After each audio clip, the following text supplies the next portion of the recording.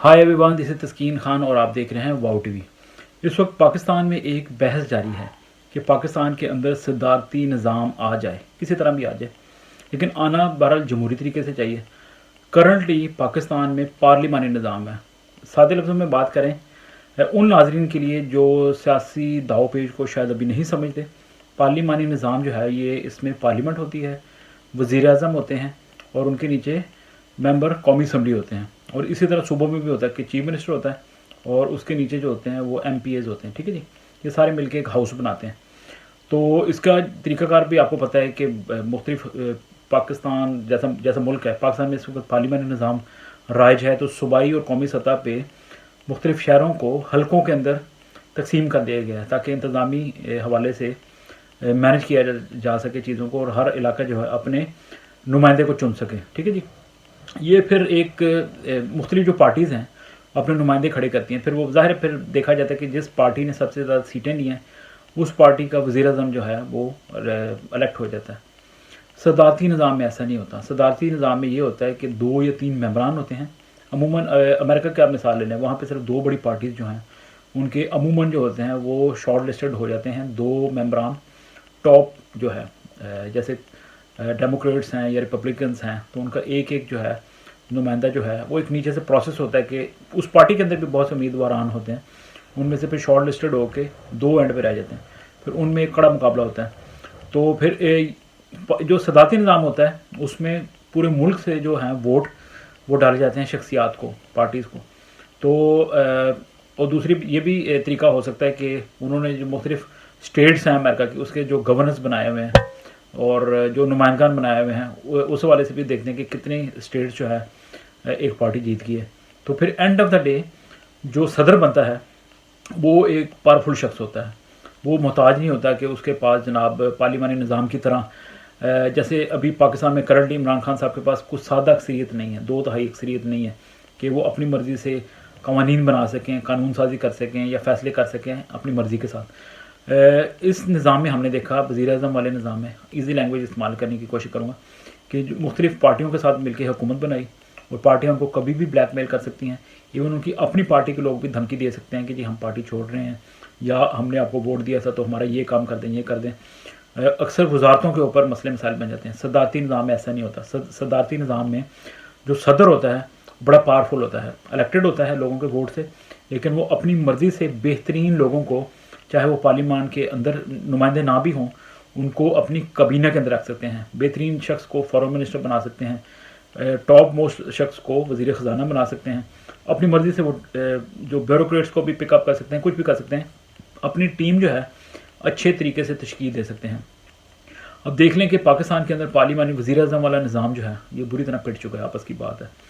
और फिर लोग कहेंगे पाकिस्तान के अंदर जो सदारती निज़ाम था वो फिर मुख्तलिफ सदूर भी आ चुके हैं बड़े पावरफुल। जी नहीं, ऐसी बात नहीं है।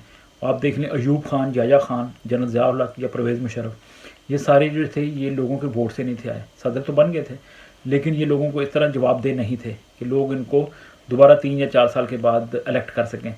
तो अगर लोगों के वोट से सदर आएगा तो उसको पता होगा कि मैं 1 या 2 टर्म के लिए या 3 टर्म के लिए सदर बन सकता हूँ, तो मैंने काम करना है, और वो खुल के करेगा। ना अपनी पार्टी से ब्लैकमेल होगा, ना अपनी कोलिशन पार्टनर्स के साथ वो कोई उनको ब्लैकमेल कर सकेगा। तो अब देख लें कि दुनिया में America, Russia, China, even Pakistan के इर्द गिर्द ममालिक की बात करें तो ईरान, इवन हत्ता कि अफ़गानिस्तान, फिर तुर्की में देख लें सदारती निज़ाम मौजूद है।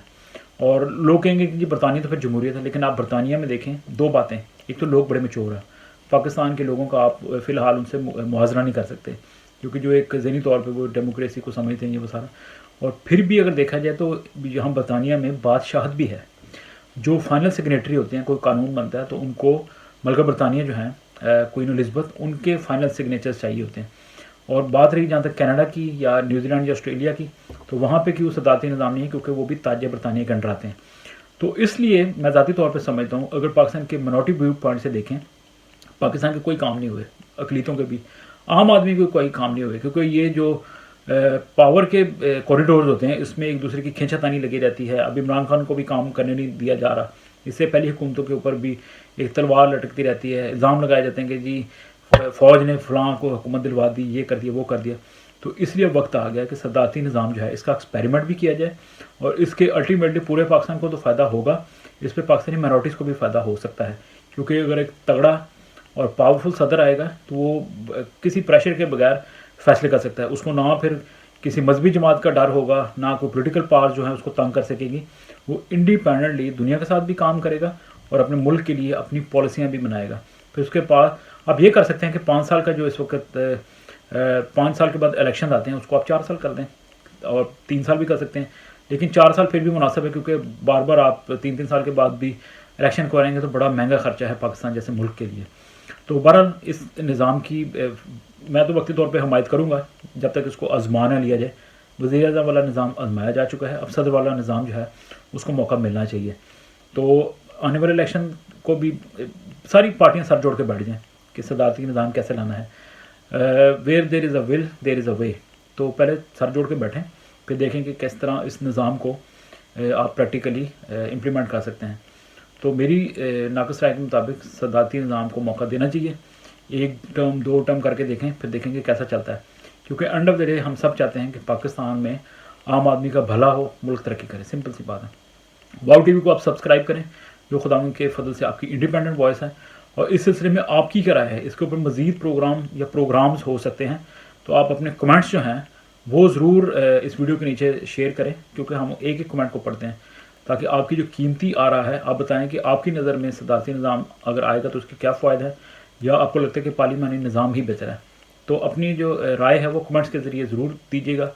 वीडियो को लाइक करें, शेयर करें आगे से आगे, ताकि पैगाम फैले तो ज़्यादा राय आमा जो है वो इकट्ठी हो सके। हाँ, एक और बात आखिर में कि अभी मुझे एक अजीज़ भाई ने मुझे कॉल की, मैसेज की। उन्होंने फरमाया कि काफ़ी दिन से आपने कोई वीडियो सेंड नहीं की। तो कुछ दोस्तों को ज़ाहिर है हम व्हाट्सएप के ज़रिए भी भेज देते हैं, लेकिन कई दफ़ा ऐसा बड़ा मुश्किल होता है कि हम अगर काम में मसरूफ़ हैं या कई दफ़ा नहीं भी भेज सकते। तो इसका सबसे अजीज़ और बेहतरीन तरीका है कि आप बेल आइकॉन को दबा दें। आप ऑलरेडी अगर सब्सक्राइबर तो हैं, उन्होंने भी माना कि मैं सब्सक्राइबर हूँ शुरू दिन से, जब से उनके साथ रब्ता हुआ है, लेकिन मैंने फिर उनसे रिक्वेस्ट की कि आप बेल आइकॉन को दबा दें, क्योंकि कई दफ़ा हम फिर सबको वीडियो नहीं भेज पाते। हम कोशिश करते हैं कि फेसबुक पे भी शेयर करें, वो आप हमारा पेज भी विज़िट कर सकते हैं तस्कीन खान ऑफिशियल, लेकिन आप बेल आइकॉन को ज़रूर दबा दें, फिर किसी की डिपेंडेंसी की ज़रूरत नहीं पड़ेगी। जैसे ही वीडियो नई अपलोड होगी आपको नोटिफिकेशन आ जाएगा। बहुत शुक्रिया, God bless you. Hi, this is Flavia Khan and you are watching Wow TV. Subscribe to our channel and keep watching it. Thank you.